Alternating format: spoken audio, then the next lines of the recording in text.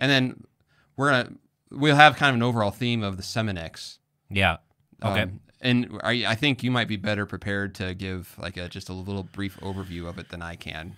Yeah, I'll have to quick look it up.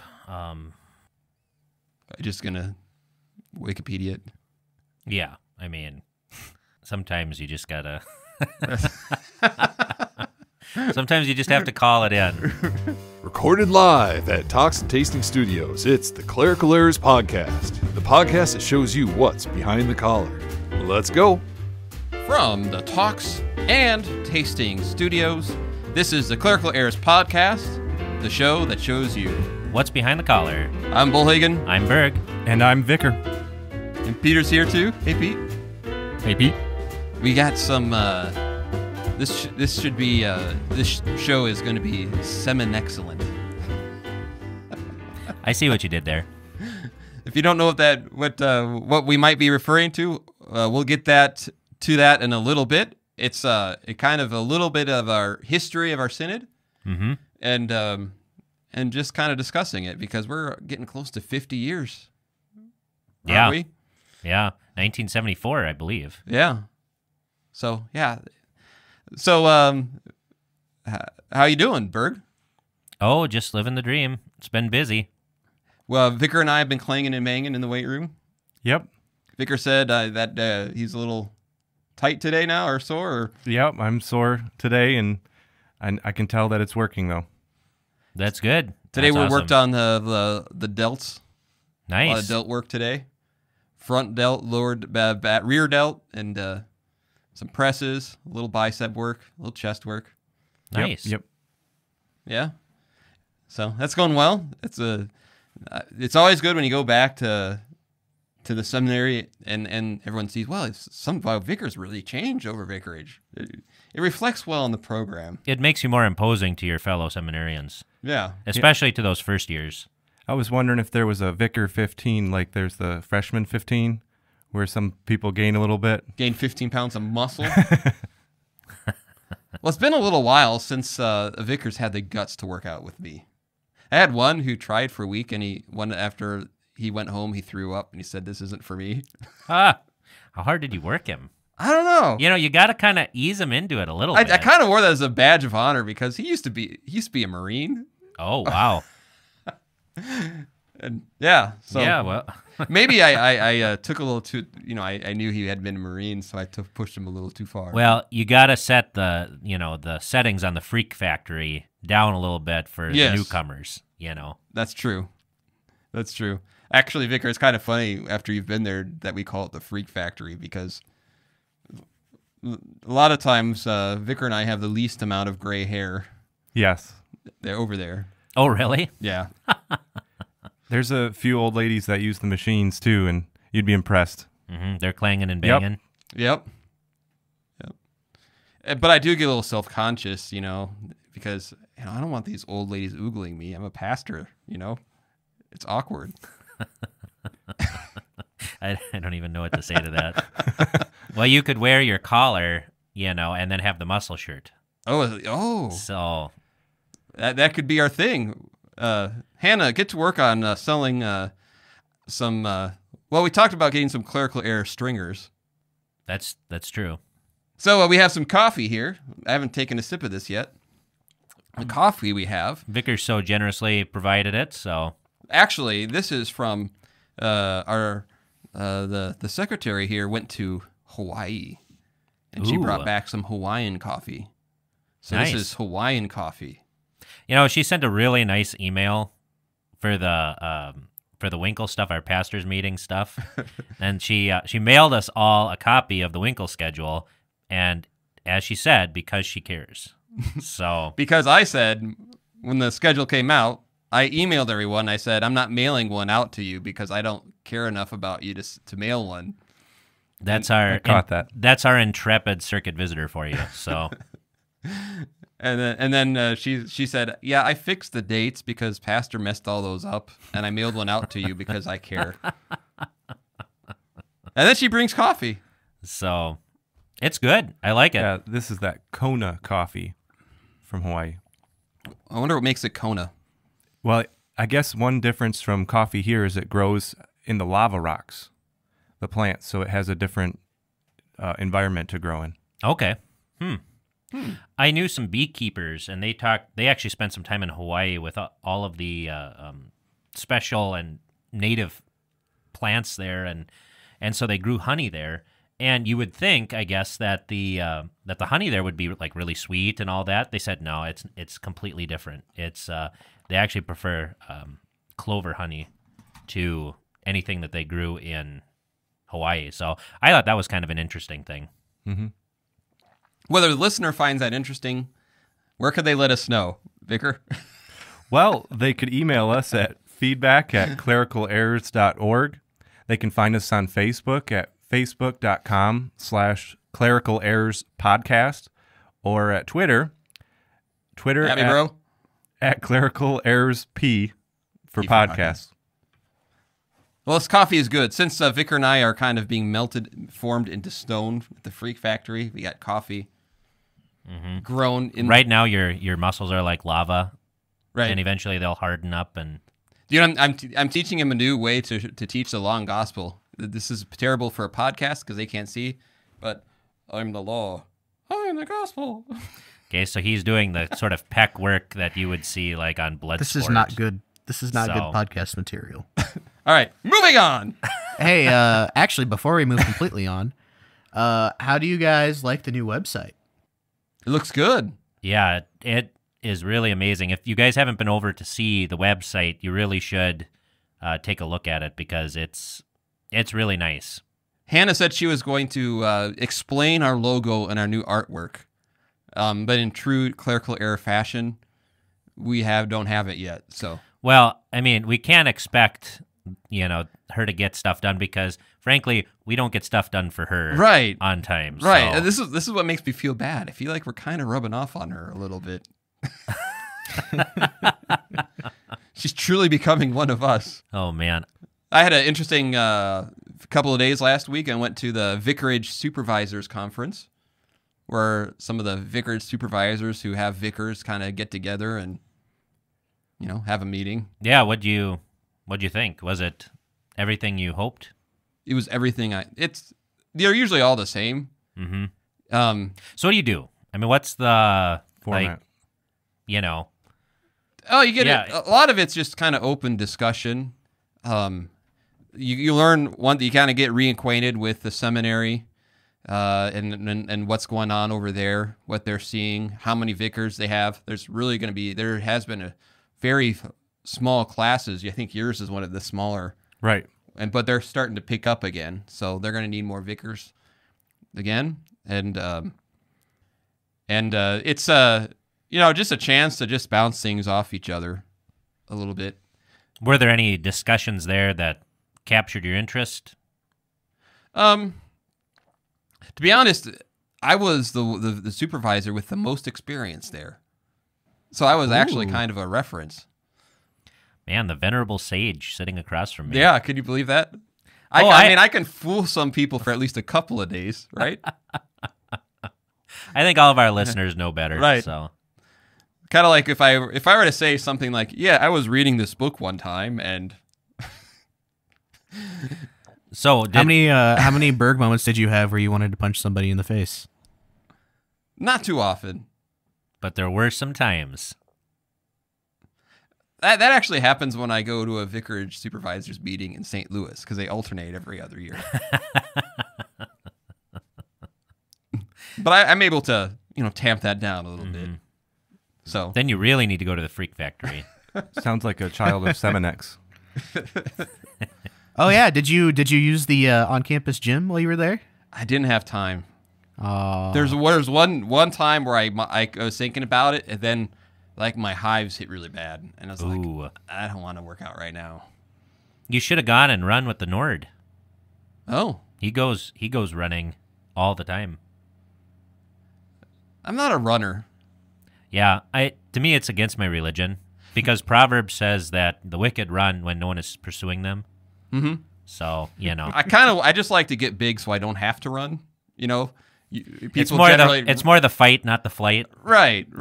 I'd rather have people run from me than have to run. It's what the old bulls do. They just walk in and posture, and then the young ones scatter. Right. Kind of like that jacked kangaroo video I showed you. Yeah. If you ever want to chuckle, just there's all sorts of kangaroos on the interweb that are just totally ripped. It's amazing. Have you seen one of these, Vic? No, I haven't seen one of these. All right. This is great podcast material. Peter, let's make this find a video that bothers Berg. All right, here we go. Roger the kangaroo. Look at that. He knows it. Look at that confidence. He may look fake, but the man who saved him says he's the real deal. Would you step to that, Berg? No. I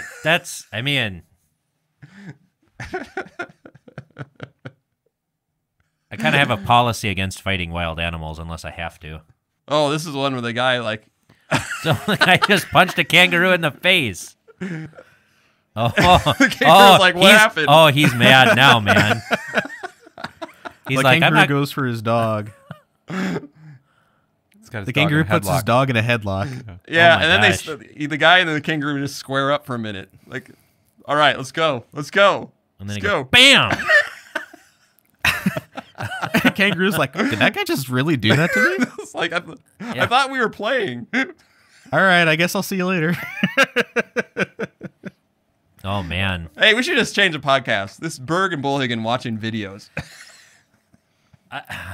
Man. Send us your videos at clericalerrors.org.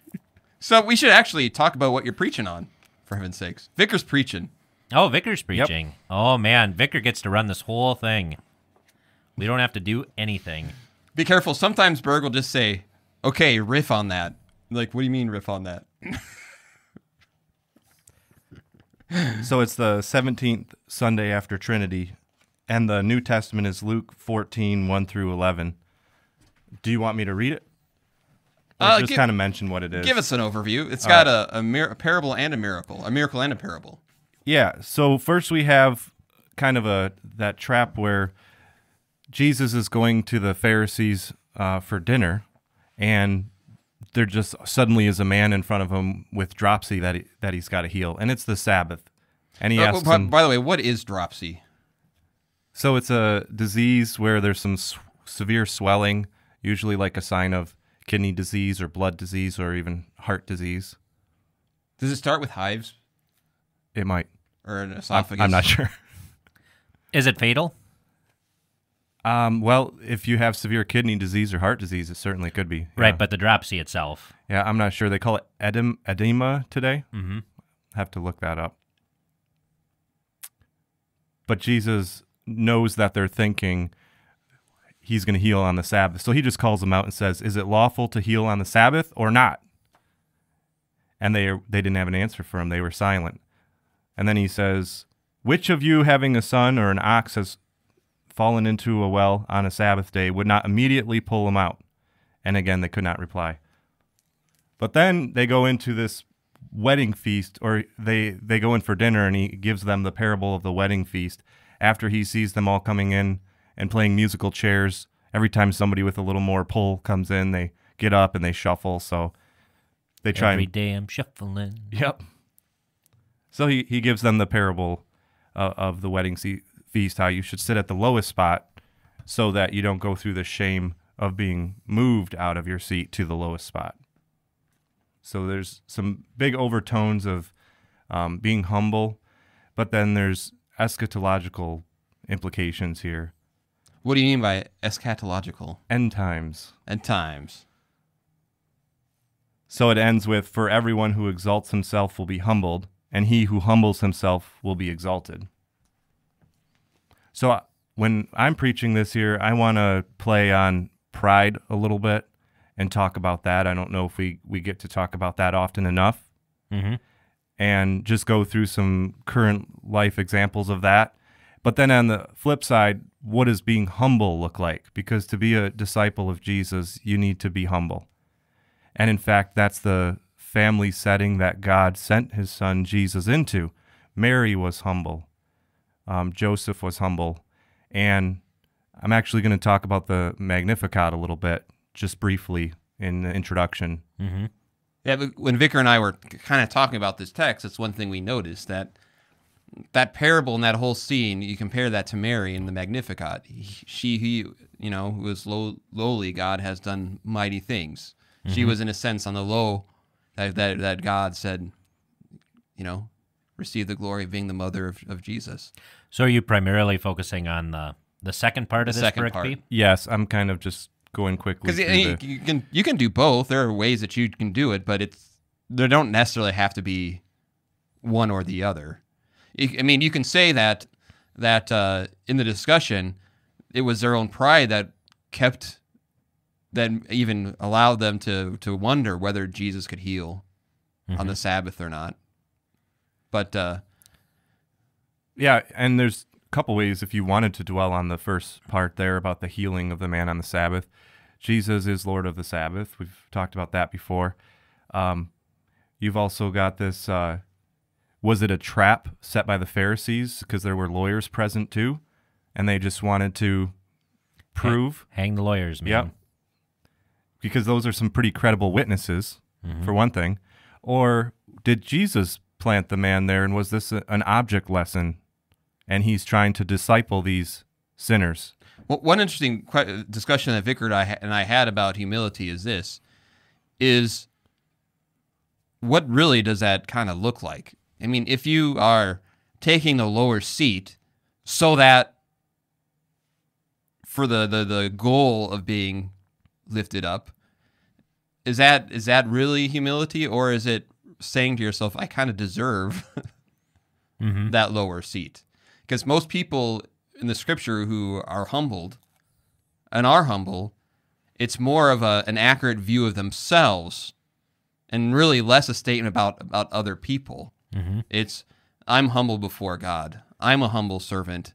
And it's not so much for the sake of themselves. If I humble myself and do really well, then maybe I'll be glorified. It's being humble for the sake of understanding their sin and also the desire to love God and love others. And if it's a works righteous type of humility, which we have a lot in the Lutheran Church, actually. Yeah, I was going to mention there is some instances of Lutheran piety that goes too far. I don't want to sit in front. Can we get spoilers For the aspects of Lutheran piety? I probably, as a vicar, shouldn't talk too much about it, but I'm still observing that. But I think some churches have a little more bells and whistles than others, and I wonder if it enhances the worship service or distracts from it. But I'm still learning about that. So he is a clean slate. So, do you have any comments on the text? Do you know what direction you're going yet? I've already written my sermon because we have a baptism, and so I'm preaching on the epistle lesson. Okay.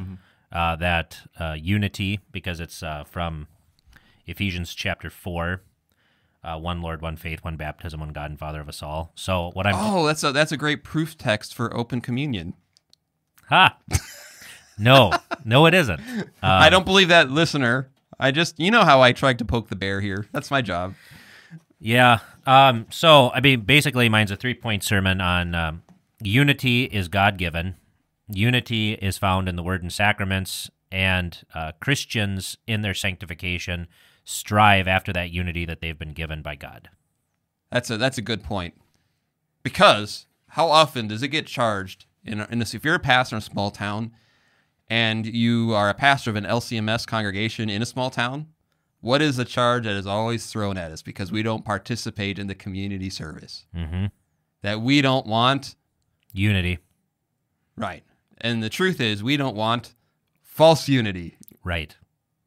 And so those are the kind of things that I'm going to talk about in the sermon because it's wonderful, right? We have a baptism and this child is being brought into this unity with us. And that's a wonderful thing. Right, that's the one Lord, the one faith, the one baptism. And as Christians, we do strive to have unity with one another based on the Word and the sacraments.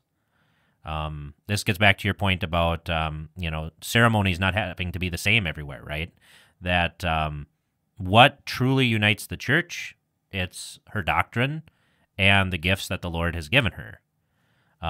And that is something that as Lutherans we can never forget because The Augsburg Confession, I think it's Article 7 on the church, 7 or 8. I think it's Article 7.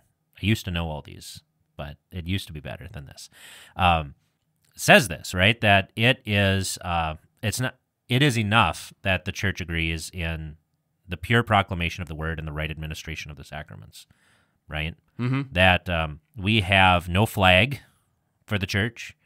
We don't have a Pledge of Allegiance for the church. The church doesn't have boundaries. The church is not made up of one ethnic group or another ethnic group. We don't all have a super secret handshake or Dakota rings. But we are a spiritual people who are identified, all right, or a spiritual people based on this one faith, and this invisibility Mm-hmm. then manifests itself in the word and in the sacraments, which is why, we put such emphasis on pure teaching of the gospel and right administration of the sacraments. Because where those are found, that's where the church is. Where those are found, that's where you have true unity. Mm-hmm. So that's what I'm preaching on. But getting back to this other text, I think, too, going along with humility, humility is an attitude, first and foremost, right? Mm-hmm. Getting back to what you guys are talking about, like you said, it's not simply a matter of observing outward things. I mean, this is why the Pharisees are so prideful on the Sabbath, right? Because they believe that they are observing these outward things, and that makes them better than other people. Why are people prideful in the next part, where they're sitting? Like you said, right, that if you take the lowest spot with the expectation that you're going to be raised up, your attitude is wrong, right? Right. Then you are simply observing outward forms without the right inner attitude. And that's how I believe the healing the man of the dropsy on the Sabbath, and this plays a role. Mm-hmm. Because that's how they can be tied together in the sense of, well, if you are going to take a chair so that you're, lifted up, that's works righteousness, right? Right. And how in the previous, even in their own works righteousness, it caused them a question: can he heal on the Sabbath or not? Can he heal this poor man on the Sabbath or not? Right, because, we look at people, and this is always our temptation, right, is to look at these things, at these outward actions as reflecting the inner attitude. Mm-hmm. And that is not always the case. This is a great time to talk about hypocrisy, right? Right.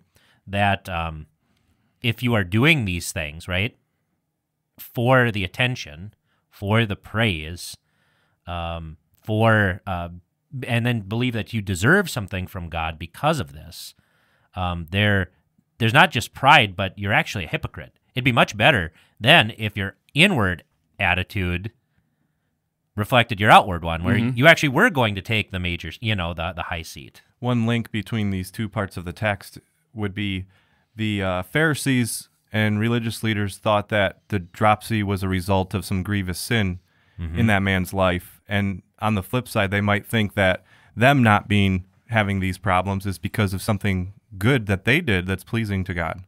Right. And, all of the rules and sort of casuistry, the kind of a bad casuistry that came forward with this is, well, what can you do on the Sabbath, right? All of the rabbinic laws said, yeah, of course you can heal on the Sabbath if it's life-threatening, right? Dropsy isn't life-threatening, right?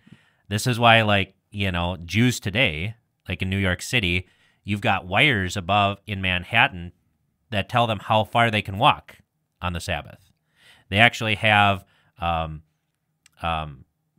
devices that turn on their stoves because they can't light a fire on the Sabbath to feed themselves. Right. And this is not the correct spirit. And so this is why, I guess if I were preaching this text, because with COVID, we, I think, have rightly said, yeah, we should be in church, right? Mm-hmm. However, I think that's all people think about when they think of the third commandment, this sort of outward adherence to going to church. And Jesus is saying here, you can conform to the third commandment outwardly, but you can still have the wrong spirit, right? If you are going to church because you think you're earning brownie points from God, you're doing it wrong. I in a way, I actually, when in the last one where we had I didn't wind up bringing this up in the podcast because I wound up writing my sermon afterwards a little bit. But I talked about the miracle of Jesus raising the son at Nain. And I began my sermon with the discussion of this. How many of you listening really took to heart the miracle? And I mentioned, even me in preparing for it, I thought to myself, oh, yeah, we got another miracle. And how we just heard it without any kind of actually thinking about what he did. We live in a time where death is always in our minds and our thoughts. I mean, we are more aware of our own mortality than we were when I was a child, when I remember in school hiding behind a desk thinking that would save us from a nuclear bomb. Right. And yet we hear this miracle of Jesus actually raising the dead, a miracle that really did happen, and we don't. And it doesn't even touch us. It doesn't even touch us. And so I asked them, so what's the problem here? What do we do? Does that mean maybe we should hear less about the miracles so that it means more when we do it? Is the problem with the miracle, or is the problem with us? Because you take a step further. How often do we hear about the cross and it's unaffected? How often do we confess our sins in church without much thought? You know, how about communion? When people say that's the kind of logic sometimes you might hear, well, if we have communion too often, it won't feel so special anymore. Right. So is the problem the communion, the Lord's Supper? Or is it you? Right. And, I think this has so many applications even for things like church times, right? I mean, can you imagine, like, if someone came, to the vestry, right, and was like, hey, I want to take communion, and you say, okay, well, where are you from? Where do you attend church? And they say, well, I'm ELCA. And then you actually have the conversation about the differences, and you do this, right? Before the service, because they actually want to take communion, and you want them to take communion too, but we actually need to be in true unity with one another. Would we, because Jesus here talks about necessity, right? If a donkey, a son, or an ox falls into a pit, don't you take them out immediately on the Sabbath day? Well then, I mean, really, even though it would be a huge inconvenience, what happens if we delayed church an hour so that way we could have true unity with these people? Right. You know what I mean? But, I mean, this is the thing. People would be upset. Why? Because church didn't start on time. Right? I mean, like, these are the sort of things that, I mean, this text actually talks about. And we do it too, right? Well, we don't have time to talk to people about this, right? Or you have the also this kind of piety where people will say, it's very important that I believe in what the LCMS Lutheran Church believes. And then you ask them what those things are, and they don't know. Exactly. So, so those are some things I think that we should, be willing to think about, right? No doubt, this isn't saying that you shouldn't go to church, because you should go to church. Like, that's the lowest way of, like, fulfilling the third commandment. That's the outward part. But taking, I actually thought about this. You preach at the seminary, at the chapel, and maybe towards the end of the podcast, we can ask where people can listen to that. They could actually hear your, if you don't mind. Yeah, no, that's great. And I preach at the pastors' conference, at the opening service. I think I said I didn't want to do the closing service because I might be gone. No, I stay for the whole thing, Vicar. I'm a good example. Okay. But I was thinking about how interesting it is to preach to pastors, because, we as pastors find it hard and difficult to preach when people kind of, in a sense, refuse to listen and to be open to have a change of heart by the word of God, right? Right. That's one of our biggest challenges, right? Even whether it's, I hope so-and-so is listening to this service, or it's, we have, whether on every issue nowadays, we're so entrenched in a particular vein that we don't leave any freedom to have a change of heart, a change of mind. Right. And I might even bring this up in the sermon based on the text a little bit, is, well, this is why pastors don't like to preach to other pastors. Mm-hmm. Because oftentimes, and it's hard for us. Mm-hmm. Like, it is harder for a pastor to listen to a sermon because you know the behind-the-scenes stuff. Right. Right? And so it's very easy to look for, and be like, oh, yeah, I really like that turn of phrase, or I really like how that's structured, rather than, okay, this is the voice of the living God. Or to think about it, I was wrong. Right.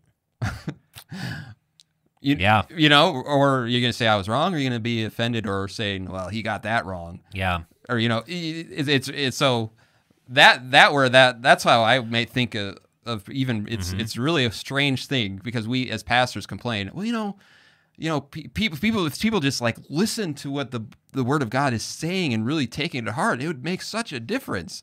And then you go to preach a bunch of pastors. Right. And they are, and they're not listening. They're looking at, did you have a strong mental matrix?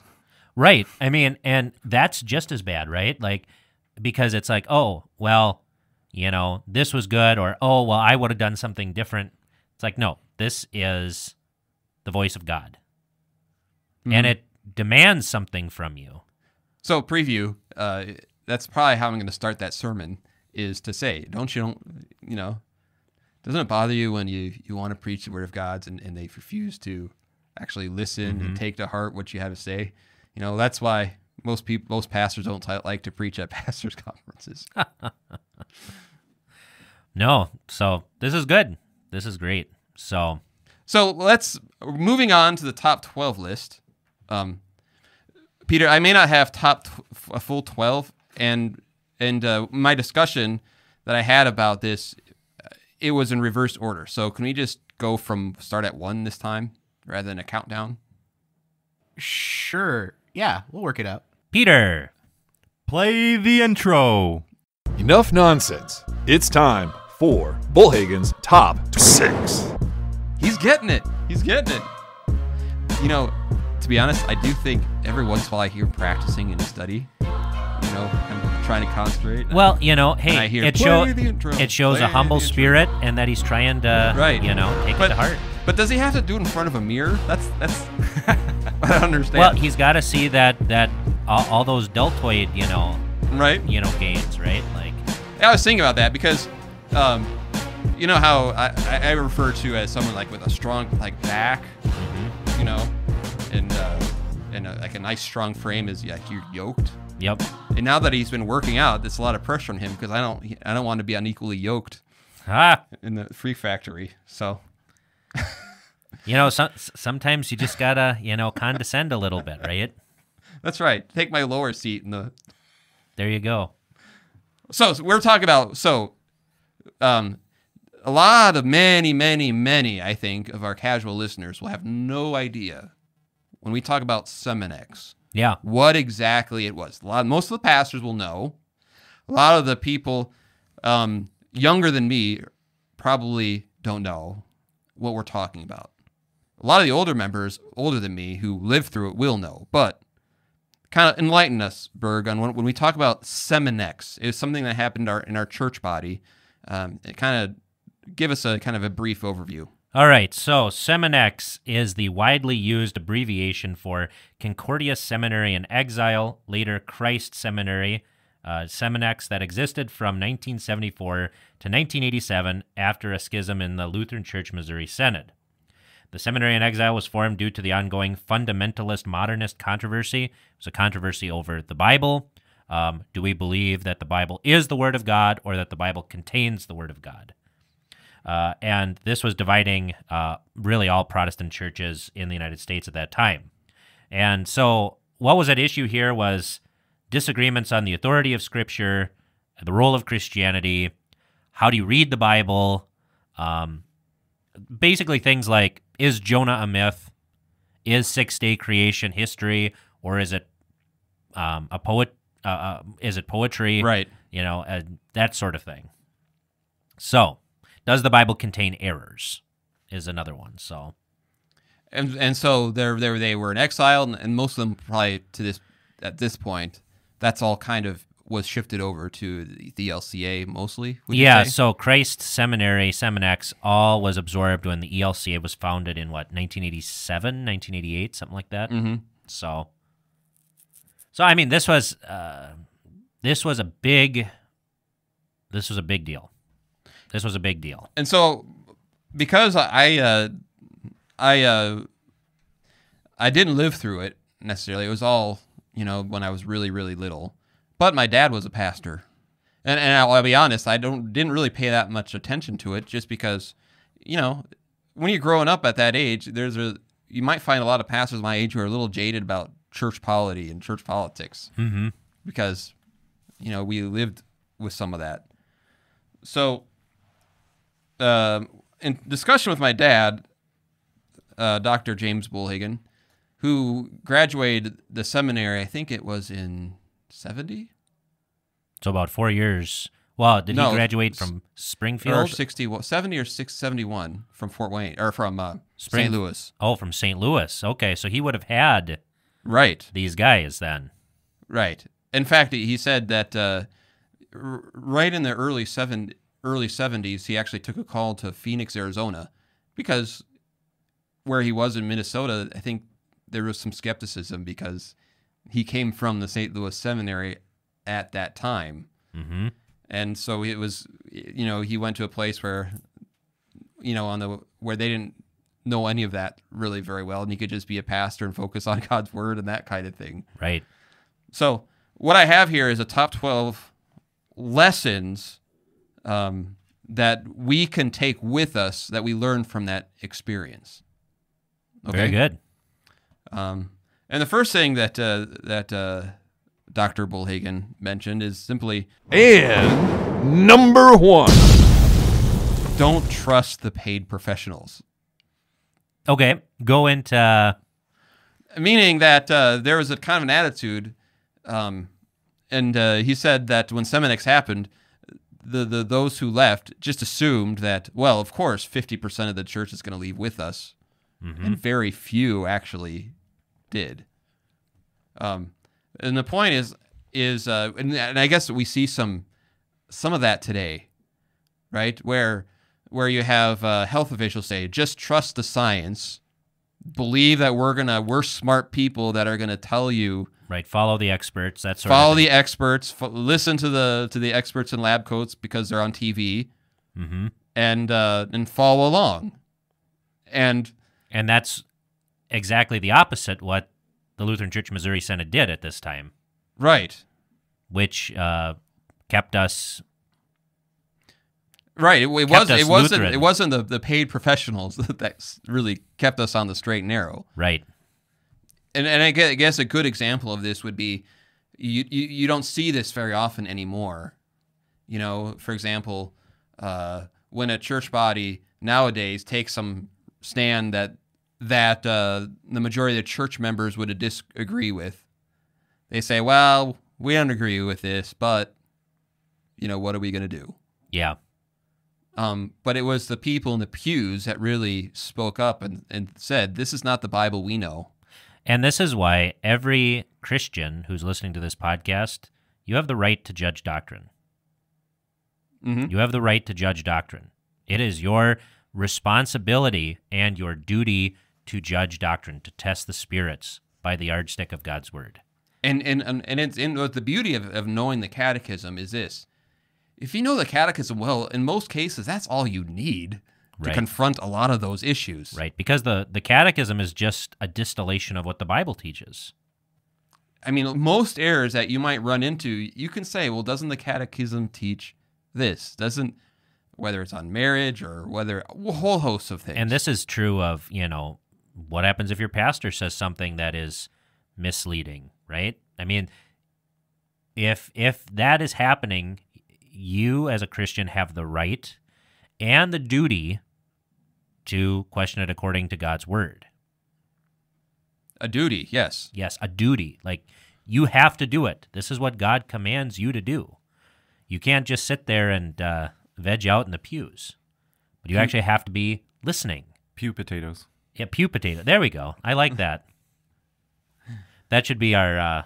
Well, no, I like the Seminexcellent one too, but I like pew potato as well. So Number 2. It's kind of, we already touched on this already, but the one lesson to learn is for the people in the pews to really know the scriptures. Mm-hmm. You know, I mean, you should take the Bereans from Acts to heart, who searched the scripture daily for what Paul was saying.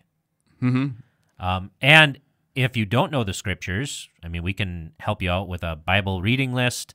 We can help you out with helps. There's a lot we can do in order to help you get to where you need to be.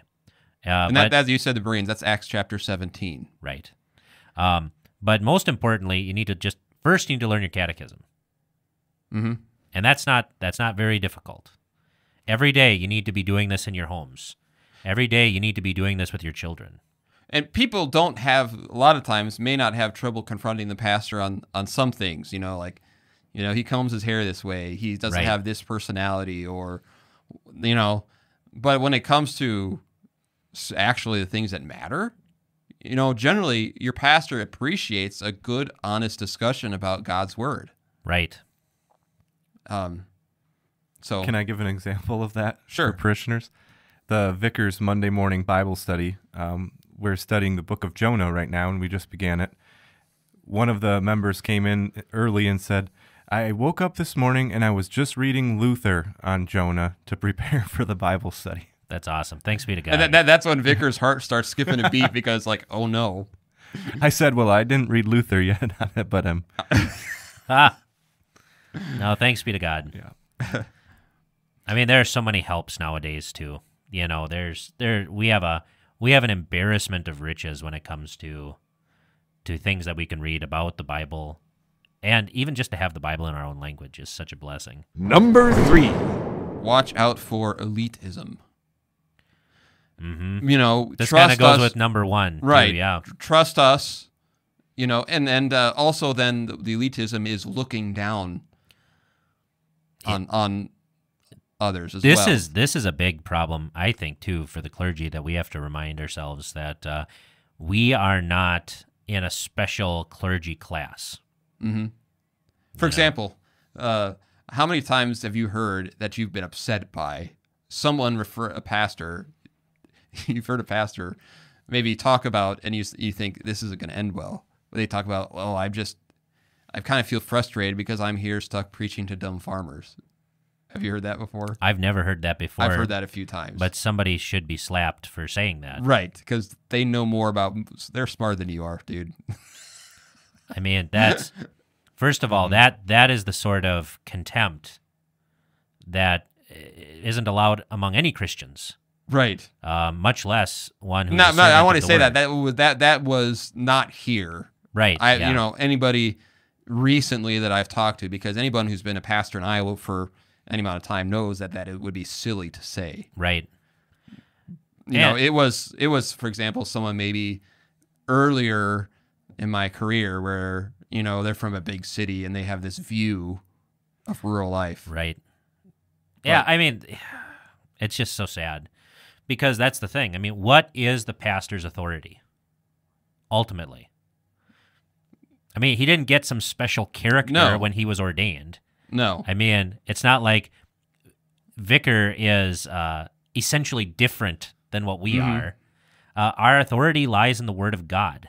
Right. And that Word belongs to every Christian.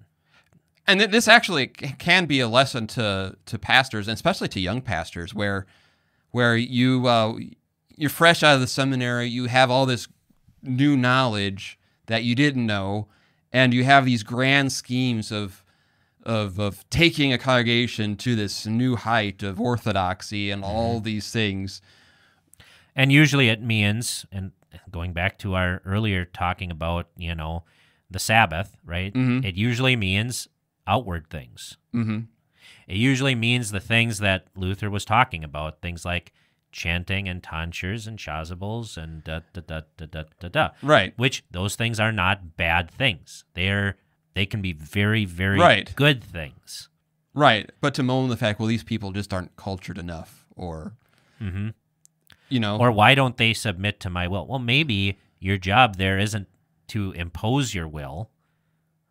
Maybe maybe you're there to, I don't know, build up the church. And I mean, Vic, are you writing this down? Yeah, well, this is why I said, too, in my position, I probably shouldn't get into too big of a discussion about my opinion of piety, but you guys are hitting it for me, so thank you. I do what I can. So, but I mean, this is true of every Christian, though, not just the clergy class, Right. even though I think this is a great temptation for the clergy, right? That, well, my will isn't being done, so I'm going to be mad. Well, but this is also true of parishioners, too, right? Our duty as Christians, whether clergy or not, is for the mutual edification of the church. And that sometimes means that you have to sacrifice your own will and what you want for the benefit of everybody else. Because that's you bring a good point. One thing that I've really observed in the years I've been a pastor is certain things really connect with people in different ways. Certain parts of the liturgy connect. Certain types of Bible study. Certain types of sermon. Mm-hmm. You know, that's why you always shake up your style once in a while, because some might appeal to others more than others. And I think what can happen to a pastor, and it happened to me too, is because something meant really a lot to me in my training, in my life as a Christian, to assume that someone else will connect exactly the same way as I did isn't always true. Right. You know, some person may actually like more simple because it cuts down on the distraction for them. And every congregation is a little different. And so sometimes we could say, well, you know, I went to this church, you know, because when you're like in the seminary, you go to all sorts of different types of church. And Right. you have this glorious jewel that really meant a lot to you. This is what church is supposed to be, because that's really how it felt to me too. And I really appreciated that. It's not necessarily going to translate to other people in other places. No, I mean, this is why pastoral ministry is not playing with Play-Doh. You can't just shape the congregation into what you want it to be. Mm-hmm. It's more like cutting meat, you know, right? It's more like butchering, because you actually have to know what the contour of the animal is. Thanks for putting that into terms I would understand. Well, you know, and it probably seems silly, but it's true, because you can make quite a mess of an animal if you don't know what you're doing. Right. You know, and I think that happens a lot. And so that's why, I mean, this goes back to unity, right? This goes back to humility. This goes back to, you know, what is the right attitude? Well, we're all here, right? God gives some to be prophets and apostles and, you know, pastors and da-da-da-da-da. Why? For the edification, for the perfection of the saints, right? To build up the church. And St. Paul talks about it in other places too, where if you have a particular gift, it should be used for the church, for the body, right? And so, I don't know, maybe we should, like, if I'm really good at something and there's no position in the church that allows me to use that gift, maybe you talk to the pastor and elders and say, hey, I have this gift from God.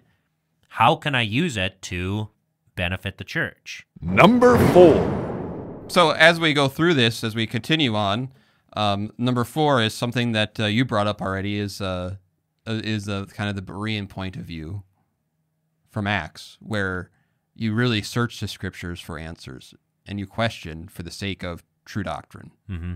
I have a story about this. Early on, we were dealing with an issue at the church, and one of my elders,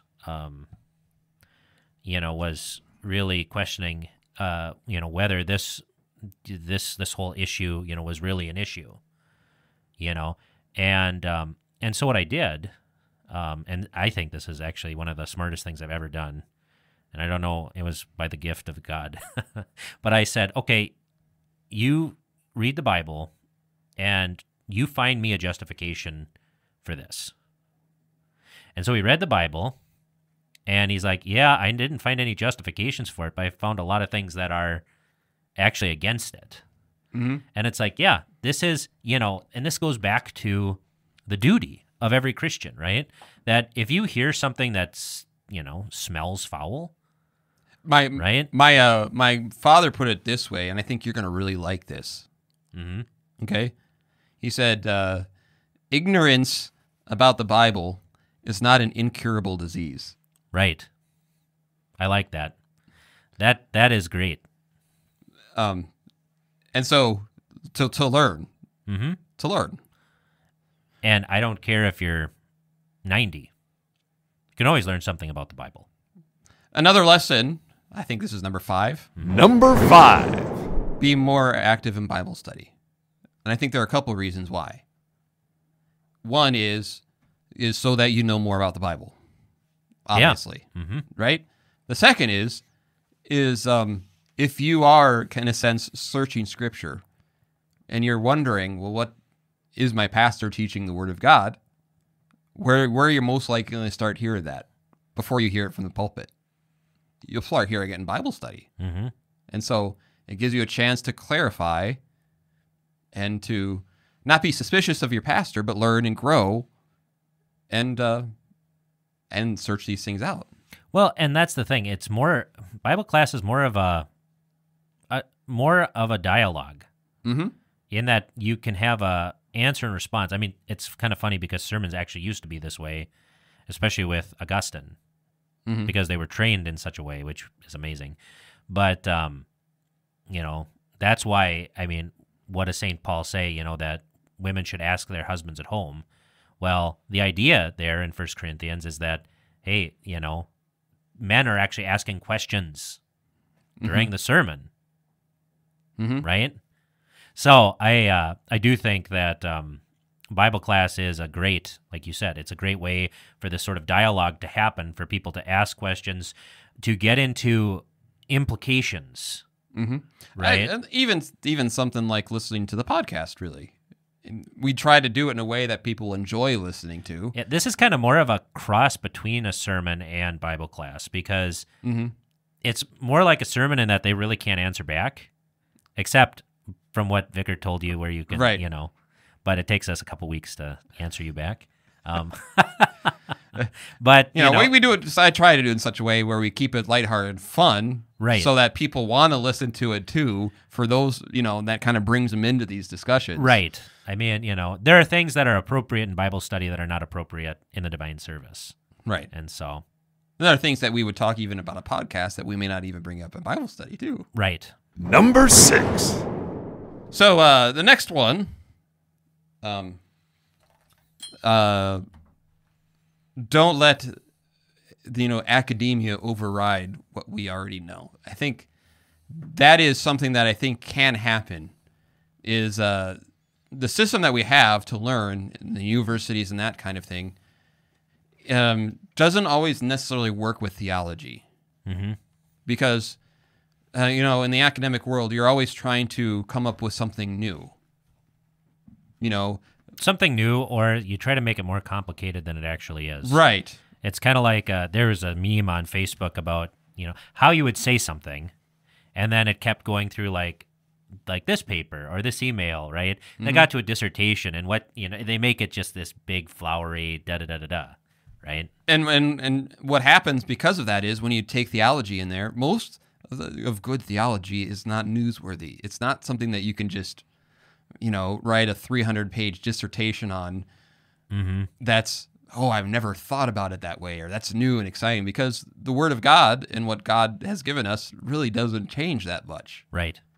And so applying things like that type of mentality, I have to come up with, and that's kind of where we get into trouble. As if academia is, who's serving what? Does the church serve academia, or is it supposed to be serving the church? And I think that may have lost its sight a little bit. So if you're saying, well, we're learning now about this about Jonah or the creation, and you're always looking for a new angle or a new approach. Well, that's why those old Bible history books are the best. The advanced Bible history, because they were written by PhDs, but they're written at such a level that they're for children, and the explanations there are just so wonderful. And I wish the Concordia Journal, or not the Concordia Journal, but one out of Fort Wayne, the Quarterly, was more like that. Mm-hmm. I do. I wish there were more practical and pragmatic things that our supposedly our doctors of the church are talking about. I mean, we have enough changes going on in the world around us, and we have enough time to discuss how to be a pastor in times of COVID or times of all those things where you can address it but to go into. And some of it is getting better. I mean, Dr. Kuntz's article on preaching and maybe how we should, look at our preaching, I thought that was great, so. Right. So it is getting better. It's just, you read the old quarterlies from like the 20s and 30s, and I mean, they're talking about dispensationalism and, all of these things that are, kind of hot topics for that time. And another point is that it really was for our synod a clarifying moment. Yeah. It made us stronger. Mm-hmm. We don't really think about theological debates making us stronger, but they do, because we came up with a lot more statements since then because of it. And it didn't make us stronger numerically because people left, right? I mean, it made us stronger in the Word of God, what we believe about the Word of God, and the like. So a lesson learned is it's not a bad thing to confront issues and to talk about them, right? And to strive for unity, as you've mentioned before. So,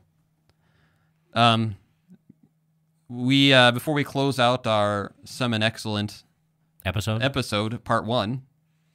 Yep, part 1. Do we have a news that bothers Berg?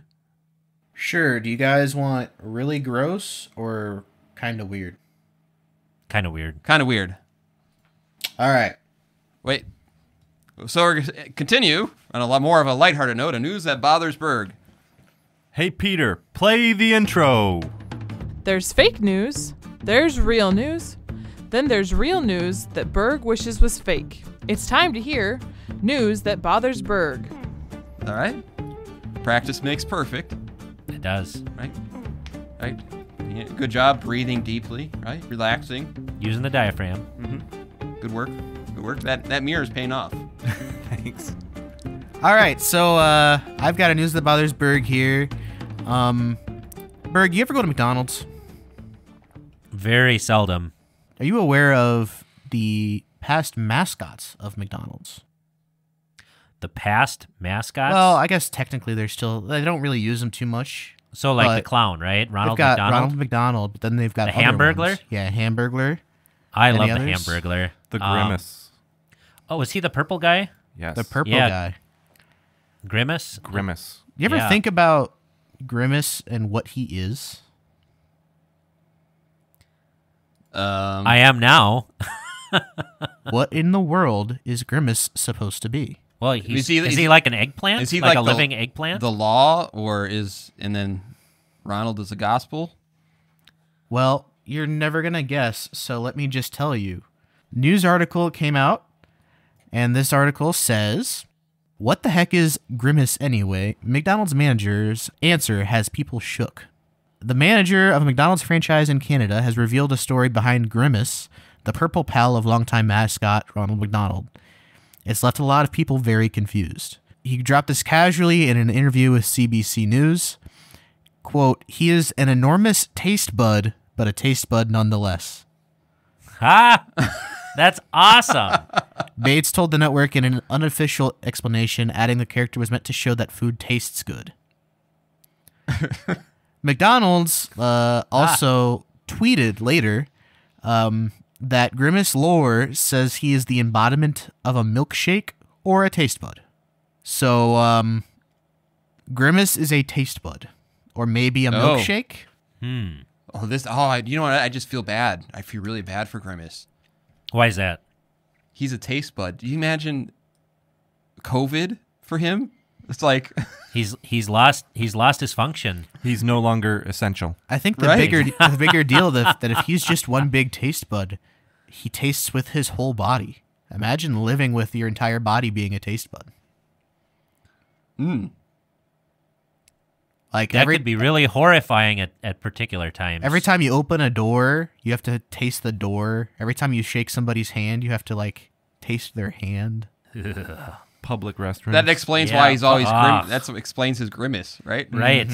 Yeah, he just went to a truck stop bathroom. You know, he looks happy, but he's really facing this, this hell all the time. Or maybe he's like a solidified milkshake, but I don't know how a milkshake turns purple and weird shaped. Well, if it's sentient, it was left for a long time, so. I guess. Radioactive Wow, that's- ooze, like Teenage Mutant Ninja Turtle style. Yes. I love the ooze. Why don't they just name him Taste Bud? Or Bud.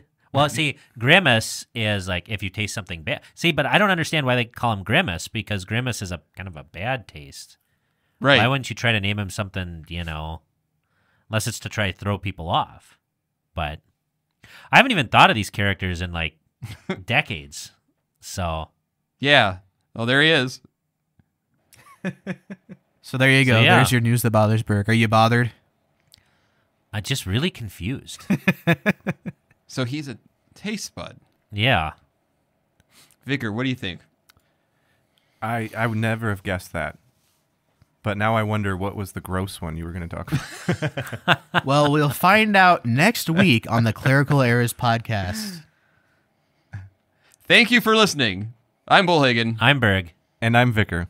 And may your grimace be Seminexcellent. Thank you for joining us. This podcast is available on iTunes, Google Play, Spotify, or wherever else you get your podcasts. Questions, thoughts, concerns? You can contact us on Facebook at facebook.com/Clerical Errors Podcast, on Twitter at Clerical Errors P for podcast, or email us at feedback@clericalerrors.org. Thanks for listening to Clerical Errors. See you next time.